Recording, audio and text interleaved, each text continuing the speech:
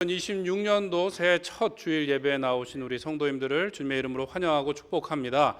우리 옆에 계신 분하고 인사하겠습니다. 새해 하나님의 복 많이 받으시기 바랍니다. 뭐 어렵거나 돈이 드는 일도 아닌데 이렇게 더 많이 하시면 좋을 것 같습니다. 올해 저희 교회 표가 뭐죠? 예배로 새롭게 하는 교회입니다. 우리의 예배를 새롭게 하고 우리의 예배가 우리의 삶과 가정과 교회를 새롭게 할 줄로 믿습니다. 우리가 드리는 예배가 때로는 시대에 뒤처진 것 같고 비효율적인 것 같고 때로는 내 마음에 안 들 수도 있어요. 그러나 그 예배가 세상을 바꾸는 유일한 소망이 되시는 줄 믿습니다. 불평하고 원망하는 게 세상을 바꾸는 게 아니에요. 우리가 하나님께 예배할 때 하나님의 놀라운 능력으로 우리의 삶을 새롭게 하시고 우리를 통하여 이 땅에 복이 되게 하시고 또 하나님의 놀라운 기적을 일으켜 주실 줄 믿습니다. 그 일들을 경험하시는 우리 모든 성도님들 되시길 축원합니다. 우리가 읽은 말씀, 우리 주제의 말씀이기도 하고요. 솔로몬이 성전을 건축하고 하나님께 봉헌하고 예배를 드린 후에 하나님의 응답의 말씀입니다. 솔로몬이 성전 건축을 마치고 성대한 봉헌식을 치렀습니다. 그리고 솔로몬이 기도를 하자 불이 하늘에서부터 내려서 제물을 살랐어요. 그리고 하나님의 영광이 성전에 가득했다라고 말씀하고 있습니다. 하늘에서 불이 내려갖고 제물을 사르게 되는 것을 백성들이 보면 어땠을까요? 어떠실 것 같습니까? 놀라운 기적을 보고 아마도 하나님을 경외하는 마음이 들었겠죠. 우리가 읽은 말씀 앞에 보면 이스라엘 백성들이 그 앞에 다 엎드려 하나님께 감사하며 찬송하며 예배하는 장면이 나옵니다. 하나님의 영광이 얼마나 가득했던지 성전 안에 들어가서 제사장들이 그 제사의 일을 감당하지 못할 정도로 영광이 충만했다라는 것이죠. 7일 동안 절기를 지키고 8일째는 성일로 지켰다라고 말하는데 솔로몬이 얼마나 크게 이 하나님 앞에 제사를 했는지 예배를 했는지 소가 22,000마리요 양이 12만 마리를 드렸다라고 말합니다. 별로 놀라질 않으시네요. 소가 22,000마리를 본 적은 없습니다. 그렇죠. 그런데 그 많은 제물을 7일 동안 하나님 앞에 드리면서 성대하게 예배를 드리고 그들이 기뻐하며 하나님 앞에 제사했다라는 것이죠. 그리고 나서 백성들이 기뻐하고 즐거워하는 마음으로 각기 장막으로 돌아갔다라고 말씀하고 있어요. 그리고 그 밤에 솔로몬에게 하나님께서 나타나서 내가 내 기도를 듣고 이곳을 택하여 내게 제사하는 성전으로 삼았다라고 응답하십니다. 그리고 나서 그 다음에 하시는 말씀들이 오늘 본문에 나오는데 조금 이상하긴 합니다. 우리 13절 14절 말씀 한번 같이 읽겠습니다. 시작. 혹 내가 하늘을 닫고 비를 내리지 아니하거나 혹 메뚜기들에게 토산을 먹게 하거나 혹 전염병이 내 백성 가운데 유행하게 할 때에 내 이름으로 일컫는 내 백성이 그들의 악한 길에서 떠나 스스로 낮추고 기도하여 내 얼굴을 찾으면 내가 하늘에서 듣고 그들의 죄를 사하고 그들의 땅을 고칠지라. 아멘. 지금 분위기가 좋았습니까? 나빴습니까? 좋았죠.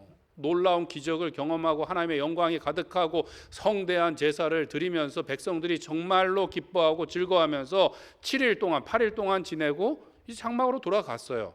분위기가 좋을 때 하나님께서 내가 기뻐하고 기뻐하노라 너에게 복에 복을 더하노라고 말씀하시면 이게 분위기상 맞을 것 같은데 우리가 읽은 13절 14절에 보면 무슨 말씀이 나옵니까?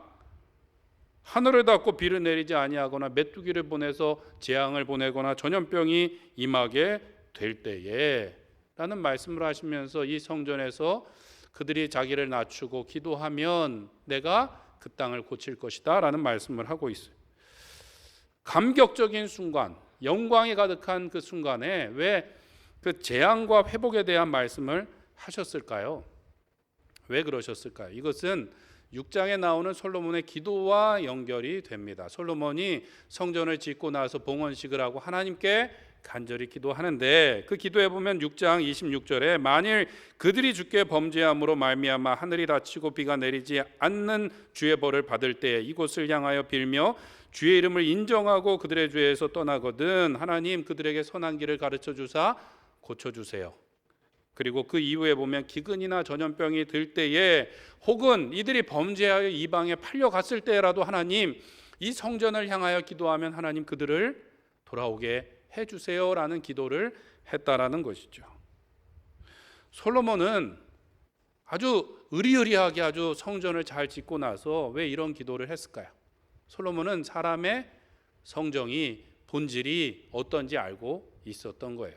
사람은 선합니까? 악합니까? 악한 죄인인 거예요. 거룩한 성전을 그렇게 멋있게 져놓고 하나님의 영광이 충만하지만 본질적으로 죄를 짓고 넘어질 수밖에 없다는 것을 알고 간절히 하나님 앞에 기도했던 것입니다. 그래서 하나님께서는 오늘 이렇게 응답하신 것이죠.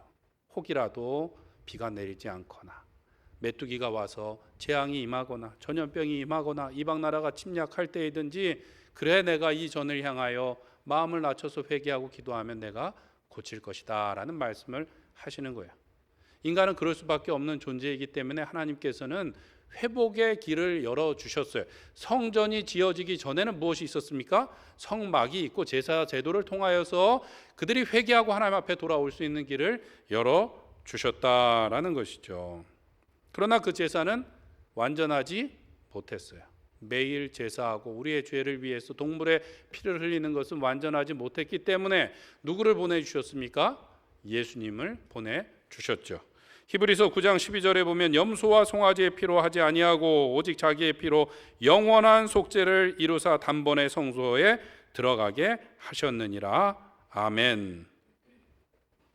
예수님께서 오셔서 염소와 송아지의 피로 하지 않고 그것으로는 완전히 씻을 수 없는데 자기의 피로 영원히 단번에 완전한 제사를 올리셨다라고 말씀하고 있어요.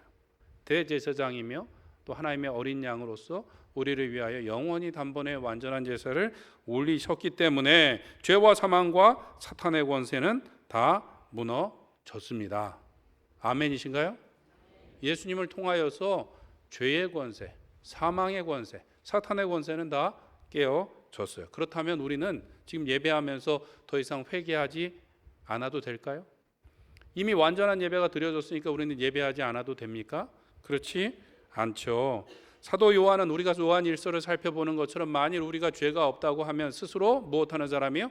속이는 사람입니다. 그러나 우리가 죄를 자백하며 미쁘시고 선하신 주님께서 우리를 깨끗게 하여 주실 것이다 라고 말씀하고 있어요. 오늘 우리의 예배는 예수님의 십자가 예배에 대한 영원한 아멘적 행위라고 규정합니다. 신학자들이. 예수님께서 영원히 단번에 완전한 제사를 드렸는데 오늘 우리가 드리는 예배는 뭐라고요? 영원한 아멘적 행위. 아멘 한다는 건 뭐예요? 찬양대 찬양을 하고 우리가 아멘 하는 거는 뭐예요? 그렇게 되기를 우리도 믿습니다라고 함께 동참하며 영광을 돌리는 것처럼 이미 주님께서 영원히 단번에 완전한 제사를 드렸는데 우리가 오늘 예배함을 통하여서 아멘 주님 영광 받으시옵소서라고 그 예배에 동참케 된다라는 것입니다. 그 예배를 통하여 보혈의 능력을 힘입고 오늘 예배를 통하여 보혈의 능력으로 오늘도 힘입고 예수님의 승리를 선포하게 되는 것이죠. 그래서 예배는 우리를 재정렬하는 시간이라고 합니다.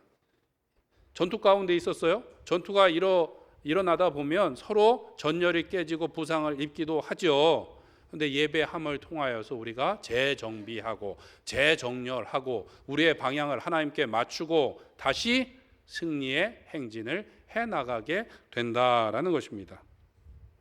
그래서 올해 우리의 표처럼 예배로 새롭게 하는 교회가 되기를 소원합니다. 예배할 때 하나님께서 우리를 고치시고 새롭게 하시고 그 승리를 오늘도 경험케 하시고 그 승리를 자랑할 수 있도록 인도하실 줄 믿습니다. 그렇게 하기 위해서 어떻게 해야 되는가? 우리가 겸손함으로 예배하며 새롭게 됨을 입어야 되겠습니다. 14절 말씀 한번 다시 읽겠습니다. 시작.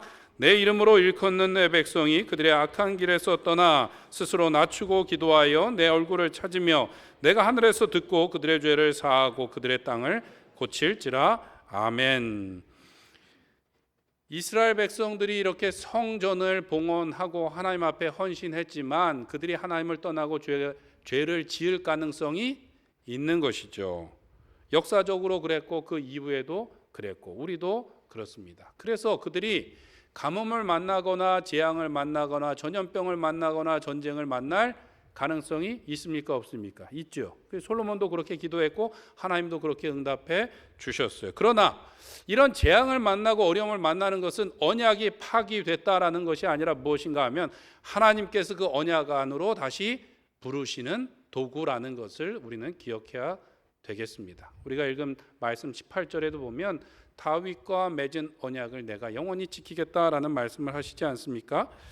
그래서 우리는 어떻게 해야 되는가? 오늘 본문 14절에 보니까 4단계를 이야기하고 있어요. 첫 번째로 스스로를 낮추고, 두 번째로 기도하고, 세 번째로 하나님의 얼굴을 구하고, 네 번째로 돌이켜 악한 길에서 떠나라고 말씀하고 있어요. 그러면 회복해 하시겠다라고 말씀하셨어요. 스스로 낮추고라는 말은 카나라는 히브리 말에서 왔는데 굴복하다, 복종하다라는 말이에요. 굴복하다, 복종하다, 이거 한 번 그러는 것이 아니라 연속적으로 지속적으로 삶의 자세가 그렇다는 것인데, 이것은 비굴한 굴욕을 말하지 않습니다. 왜냐하면 비굴한 굴욕은 한 번 싸워서 졌을 때 이제 비굴하게 하는 건데, 이건 지속적이고 연속적이고 자발적인 자세를 말해요. 무엇인가 하면 승리하신 왕 앞에 나가는 백성의 자세를 의미합니다. 뭐요? 스스로 자기를 낮추고 하는 것이 왕 앞에 자기를 낮추는 거예요. 예배에 나와서 우리가 회개하는 것, 자기를 낮추고 회개하는 것은 실패를 인정하고 우리가 그것에 패배했다라는 것이 아니라 잘못된 방향에서 돌아서서 언약적 갱신을 맺는 것이죠. 왕 되신 주님 앞에 더욱더 가까이 나가는, 새롭게 나가는 길이 되는 것입니다. 기도하는 것은 나의 부족함과 부끄러움을 인정하며 하나님의 얼굴을 구하는 것이고, 하나님의 얼굴을 구한다는 것은 무엇인가? 그의 임재 앞으로 나가는 거예요.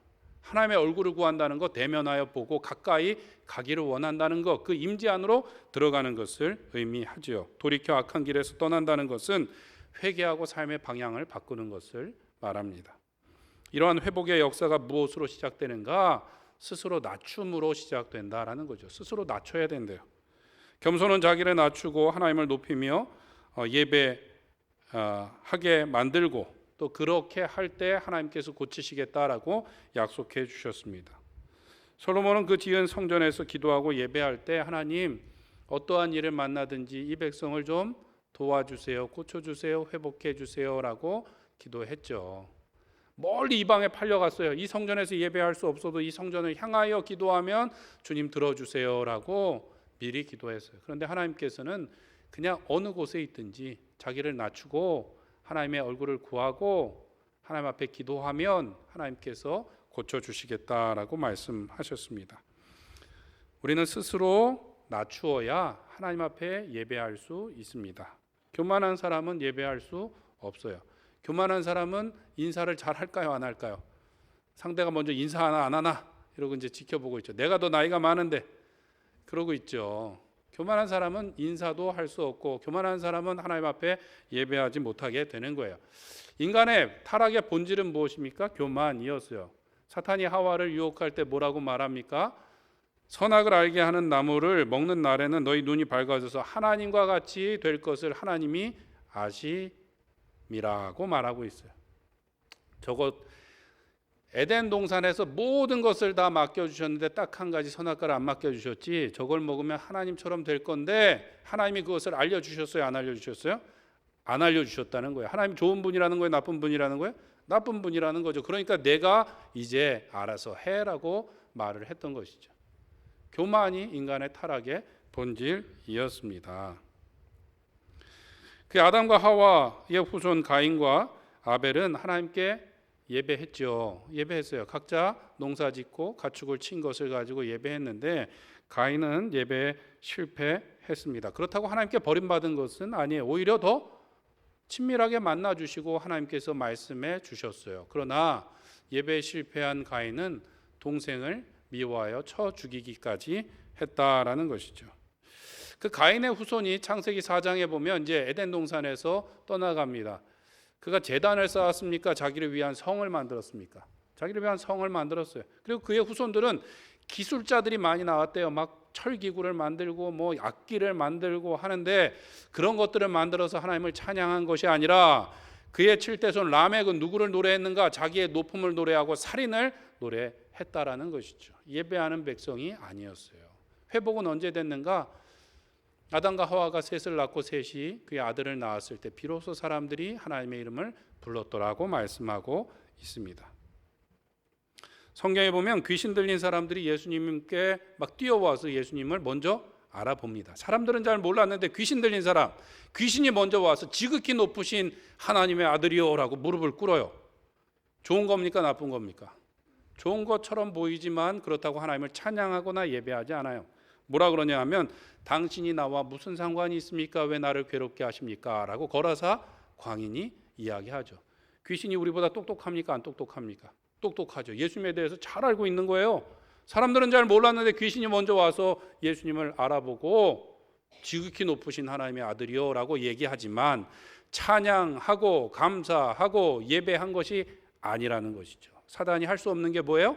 감사하고 찬양하고 예배하는 것은 할 수가 없어요. 사단은 원래 뭐 하는 존재였습니까? 하나님을 찬양하던 천사장이었다라고 이야기합니다. 그가 교만하여 타락함으로 사탄이 되었다라는 것이죠.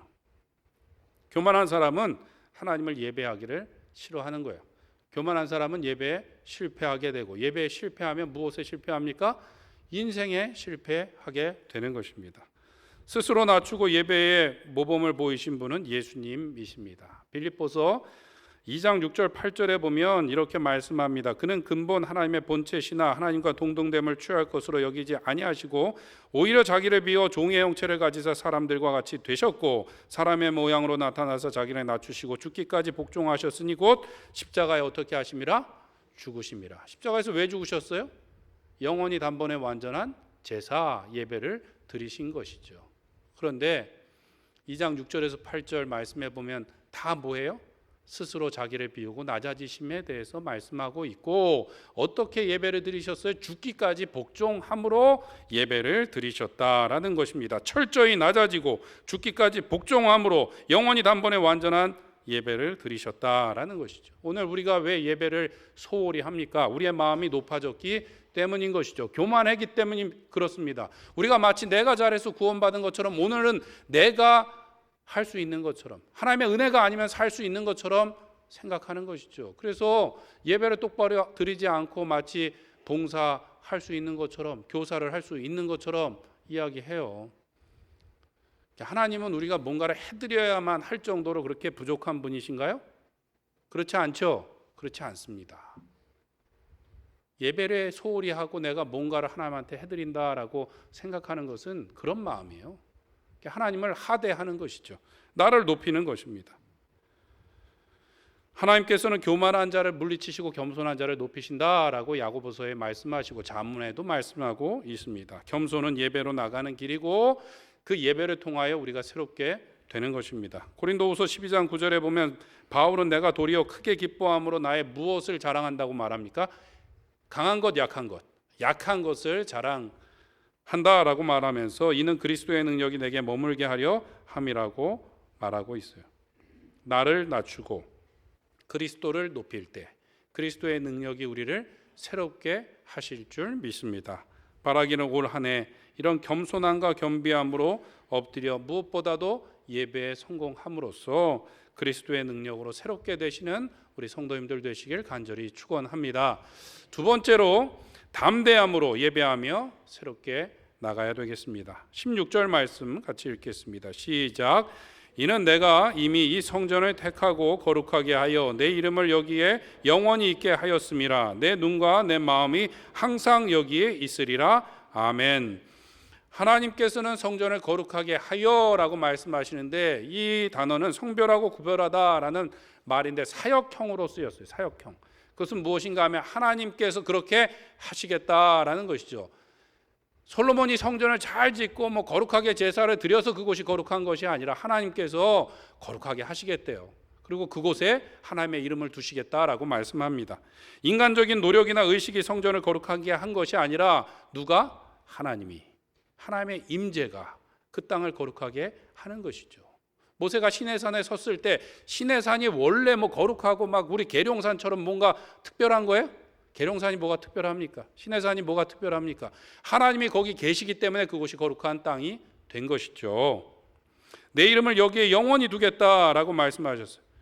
내 눈과 마음이 항상 여기 있겠다라고 말씀하신 거, 하나님의 임재가 거기에 영원히 있겠다라고 말씀하신 것입니다. 그런데 영원히 계셨나요?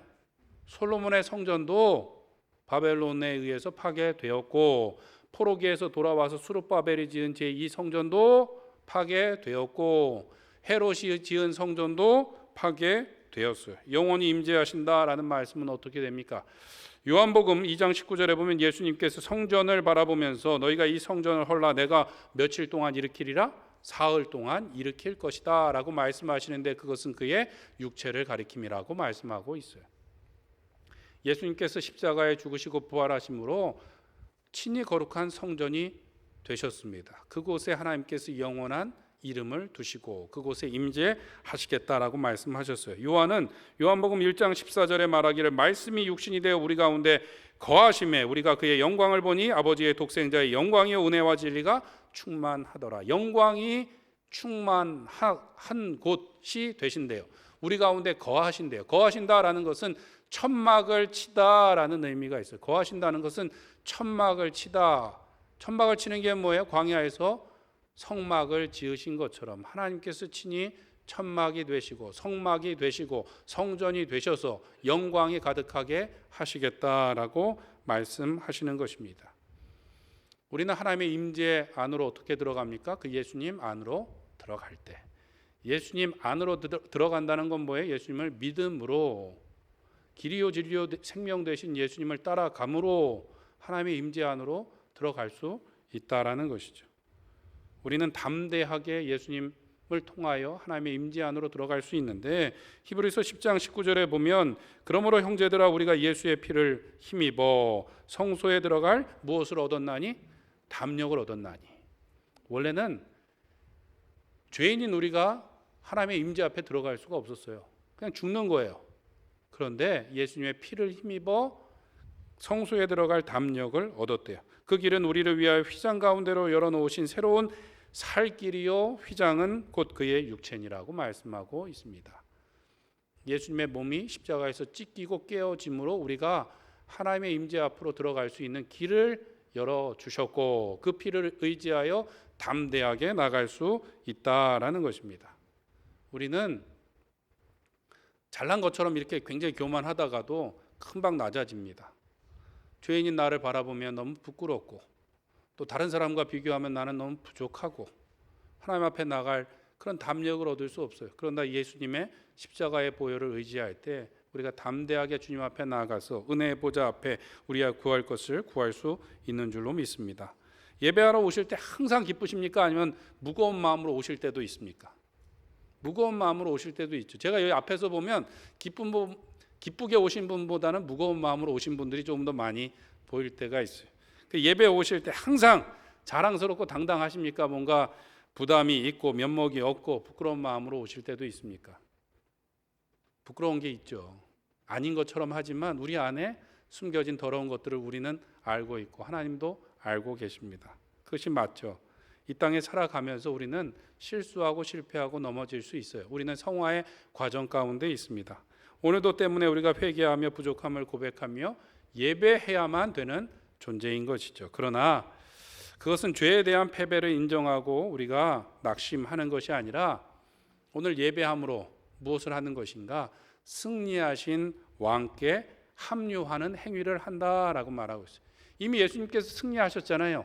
예배를 통하여 우리는 좀 부상을 입은 것 같고 우리는 부족한데 그 예수님의 승리에 합류하게 된다라는 거예요. 우리는 부족함으로 예배하지만 요한계시록에 보면 하늘 보좌 앞에서 날마다 뭐가 있습니까? 예배가 있죠. 그것은 장차 우리가 천국 갔을 때 드려질 미래의 예배가 아니라 이미 예수님이 승리하셨습니까? 안 하셨습니까? 하셨죠. 천국에서도 이미 승리의 예배가 울려 퍼지고 있고 오늘 우리가 예배할 때 그 예배에 현재적으로 참여하게 되는 거예요. 주일에 우리가 예배하는 건 하늘과 이 땅이 연결되는 통로와 같은 거예요. 통로와 같은 거예요. 우리가 비록 부족한 마음으로 오지만 오만상을 찌푸리고 예배하지 않아도 되는 이유는 이미 예수님께서 승리하셨기 때문입니다. 그 예수님의 보혈을 의지하여 오늘도 담대히 주님 앞에 나아가 승리를 선포하고 주의 능력으로 새롭게 되어야 될 줄로 믿습니다. 마틴 루터는 종교개혁을 하면서 예배 회복에도 핵심을 두었어요. 예배가 회복되어야 된다는 거죠. 유럽 교회가 다 이렇게 그냥 망가진 이유는 물론 중세 카톨릭의 타락도 있지만 예배가 망가졌다는 거예요. 그래서 그는 말씀과 찬양으로 교회를 새롭게 깨웠습니다. 그가 말하길 사탄은 찬송하는 교회를 견디지 못한다라고 말했어요. 예배하는 교회, 찬송하는 교회를 누가 힘들어하는 거예요? 사탄이 힘들어한다는 것이죠. 왜요? 예수님의 승리를 오늘도 선포하니까 그렇습니다. 우리가 예배할 때 악한 사탄의 괴계가 우리의 가정 가운데, 우리의 교회 가운데, 이 땅 가운데 물러가게 될 줄로 믿습니다.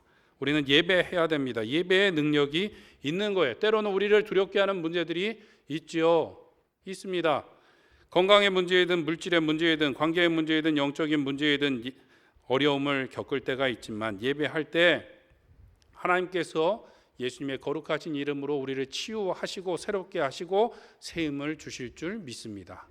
예배가 너무 이렇게 고리타분한 것 같고 우리의 마음에 들지 않아도 예배의 능력이 있다는 거예요. 예배의 능력이 있습니다. 올 한 해 우리 오후 예배 시간을 당겨서 드립니다. 왜 당겼을까요? 집에 일찍 가기 위해서요? 식사하시고 집에 가지 마시고 함께 예배하기를 소원합니다. 그리고 매달 주제를 정해서 성경 상담 또 여러 가지 좋은 주제를 가지고 강사분을 모실 예정입니다. 그리고 매달 첫째 주는 연합 목장으로 모이게 돼요. 우리가 목장으로 함께 모여서 예배하는 것을 훈련할 수 있기를 소원하고요. 또 가정 예배를 드리기 위해서 우리 가정 예배지를 나눠 드릴 거예요. 나가시다가 이 안내석에 있는데 매일 가정 예배를 드릴 수 있도록 그 생명의 삶의 스케줄을 따라서 만들었고 매일 드리는 게 조금 부담되실 수 있으니까 일주일에 한 번 드릴 수 있도록 좀 더 자세한 말씀을 다뤘습니다. 뭔가 이렇게 판매하는 것처럼 제가 느껴지죠? 어떻게든 우리가 예배를 해야 됩니다. 이런 말씀 드리지 않으려고 그랬는데 저희 부모님도 장로님 권사님이었고 평생을 새벽 기도를 하셨고 80이 넘은 지금도 새벽 기도를 하시는데 교회 일을 하는 게 쉽습니까? 어렵습니까? 어려워요. 저희 부모님이 어느 때인가부터 가정 예배를 시작하셨어요. 정말 찬송을 부르고 따발총처럼 성경 한 장을 읽는데 저렇게 해갖고 예배를 드려도 되나 싶었어요. 어린 마음에. 때로는 방에서 안 나올 때도 있었어요. 예배 능력이 있었을까요? 없었을까요? 예배 능력이 있었어요. 그리고 그렇게 가정 예배를 28년, 30년, 40년 드리는 분들을 만나는데 그분들의 간증 예배의 능력이 있다는 것입니다. 우리가 목숨 걸고 예배할 때 예수 그리스도의 능력으로 하나님께서 반드시 우리의 삶과 우리의 가정과 교회를 새롭게 하실 줄 믿습니다. 올 한 해 그 놀라운 능력을 경험하고 전하시는 우리 모든 성도님들 되시기를 간절히 축원드립니다. 우리 함께 기도하겠습니다. 기도하실 때 하나님 우리가 겸손히 하나님을 예배함으로 새롭게 되게 하여 주시옵소서. 예수님의 승리를 담대하게 선포함으로 우리의 예배가 변화되게 하여 주시옵고 우리 예배를 통하여 우리의 삶이 변화되게 하여 주시옵소서. 올 한 해 목숨 걸고 예배함으로 하나님 불평과 원망으로 똑같은 시간을 지나는 것이 아니라 날마다 새로운 주의 능력을 사랑을 은혜를 경험하며 우리가 선 그곳을 거룩한 하나님의 땅으로 변화시키는 주의 백성 되게 하여 주시옵소서. 주여 한번 부르짖고 기도하겠습니다. 주여